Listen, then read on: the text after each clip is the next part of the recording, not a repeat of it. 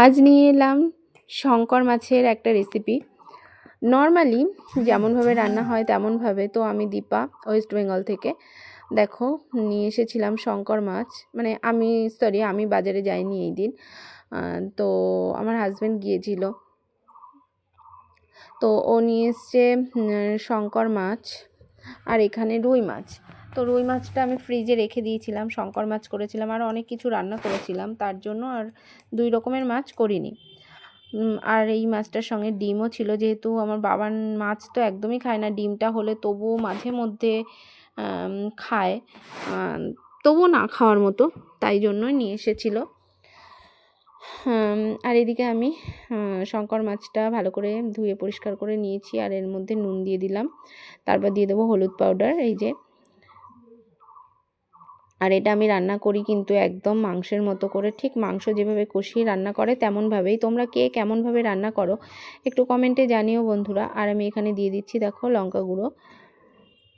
আর কে কে এই মাছটা খেতে পছন্দ করো আর কে কে অপছন্দ করো সেটাও কিন্তু জানিও। অনেকেই খায় না, আমাদের বাড়িতেই অনেকে খায় না, তো আমার খুব ভালো লাগে। আর এখানে দিয়ে দিচ্ছি জিরের পাউডার। আর আমি এখানে পেস্ট করে রেখেছিলাম জিরে, আদা, পেঁয়াজ, রসুন, কাঁচা লঙ্কা। দেখো, পেস্টটা একটু সবুজ সবুজ টাইপের এসছে কালারটা, যেহেতু কাঁচা লঙ্কা দিয়েছি তাই। আর আমি এটাকে ভালো করে ম্যারিনেট করে কিছুক্ষণের জন্য রেখে দেব। সেম মাংস যে পদ্ধতিতে রান্না হয় সেভাবেই আমি এটা রান্না করি। আমি কিন্তু ভাজি না মাছটা। অনেকে দেখেছি এই মাছটাকে ভাজে, কিন্তু আমি ভেজে রান্না করি না। তো এই দেখো, কড়াইতে দিয়ে দিয়েছি সর্ষের তেল, গোটা জিরে, দারচিনি, আর হলো তেজপাতা।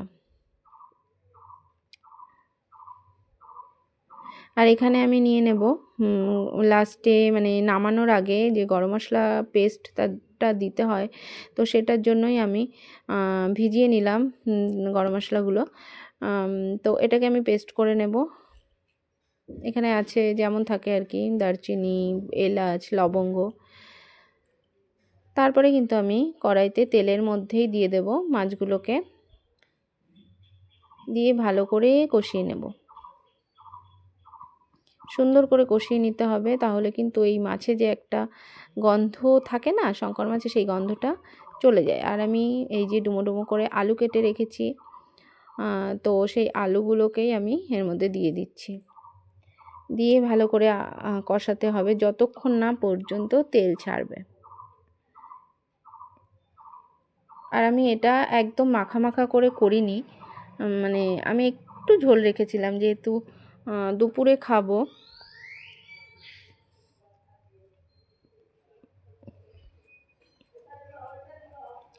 তো কষানো হয়ে গেছে, জল দিয়ে দিলাম।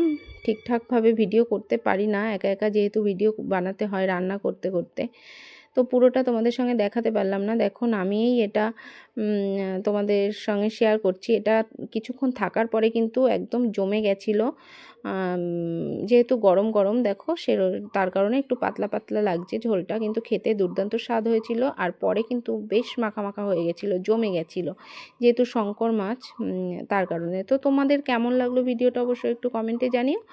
আর কে কে এই মাছটা খাও না সেটাও জানিও, আর কে কে খাও সেটাও জানিও। সবাই ভালো থেকো, টাটা।